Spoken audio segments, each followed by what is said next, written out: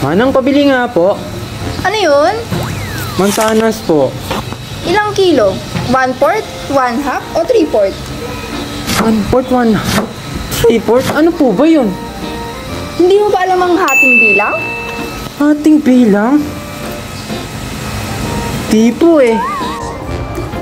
Kuya, sabi ni Mama, hati daw tayo sa saging. O sige, ano ba gusto mo? 1/2, 1/4, o 3/4? Pili ka, sige. 1/4 na lang. Magandang pakinggan eh. O sige, ito ito lang kakagatin mo Okay, kagatin mo. Dito lang yan lang Sarap no. Bakit ang onte? Konti talaga. Kasi hindi mo alam.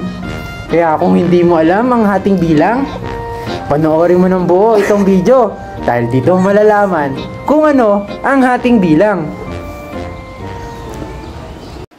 Ang tawag dito ay fraction o sa Pilipino ay hating bilang. May mga hating bilang tayo na parte sa isang buo o ang ibig sabihin nito ay mas maliit sila sa isang buo o sa isa.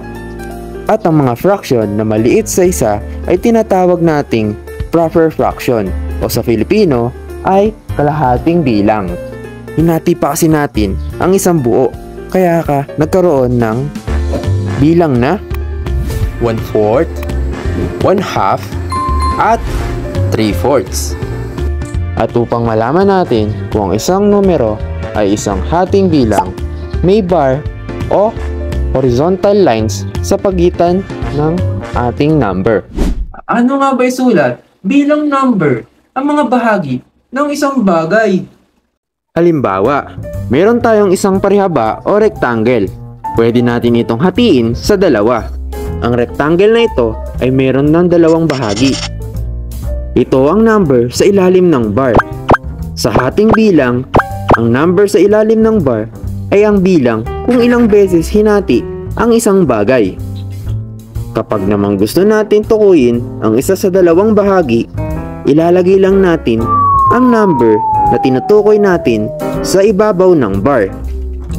Kung hahatiin naman natin ang parisukat sa apat at gusto nating tukuyin ang isang bahagi nito, ay isulat lang natin ito bilang isa sa apat o 1/4.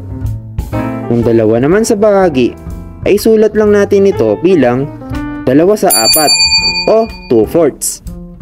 Kung tatlong bahagi naman, ay tatlo sa apat o 3/4. Gaano nakalayo si Pagong sa finish line? Ang fractions o hating bilang ay pwede rin natin makita bilang number line.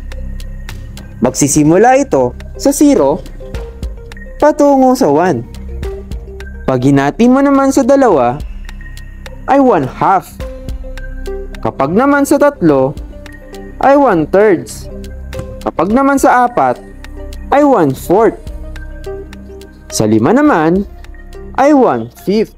Sa set naman na binubuo ng isang bagay, ay maaaring isulat bilang hating bilang. Halimbawa na lang ay sa set na ito. Ilan ang 3/4 sa 20 na kuneho? Tama, hahatiin muna natin ang 20 sa 4. May 5 kuneho tayo sa 1/4 o sa isang set. At sa tatlong set na gusto nating tukuyin ay pagsasamahin natin o bibilangin natin bilang isa.